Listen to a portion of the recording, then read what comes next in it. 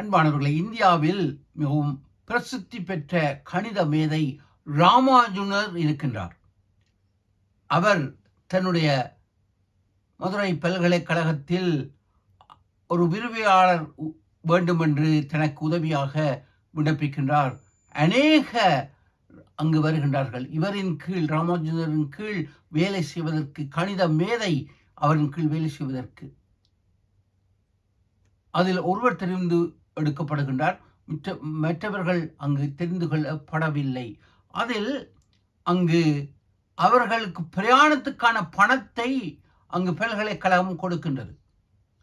ஒரு மாணவனுக்கு கொடுக்கப்பட்ட பணம் சற்று 2 ரூபாய் அதிகமாக அங்கு இருக்கின்றது. அங்கு கொடுக்கப்பட்ட பொழுது, உனக்கு மிகுதி தருவதற்கு என்னிடம் பணம் இல்லை, இதை நீ எடுத்து செல்ல என்று கூறிவிடுகின்றார்.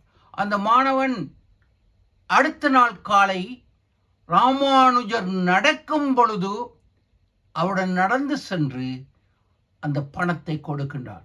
அவருடைய நேர்மையை பார்த்து ராமானுஜர் அவருக்கு அங்கு கல்லூரியில் ஒரு பதவியை கொடுக்கின்றார், கணித ஆராய்ச்சிகளை செய்வதற்கு. பின்பு அந்த மனிதர் அங்கு நோபல் பரிசு கணிதத்தில் எடுக்கின்றார். எதற்காக? அந்த மாணவனுடைய நேர்மை, உண்மை, தன் குரு ராமானுஜரை போல அவர் செயல்படுகின்றார். அதே போல இன்று நாங்களும் ஆண்டவர் இயேசுவுடன் கைகோர்த்து நடக்கும் பொழுது, எபேசியர் 5:15 போல, ஏனோக்கை போல நாங்கள் பரலோகம் செல்ல முடியும்.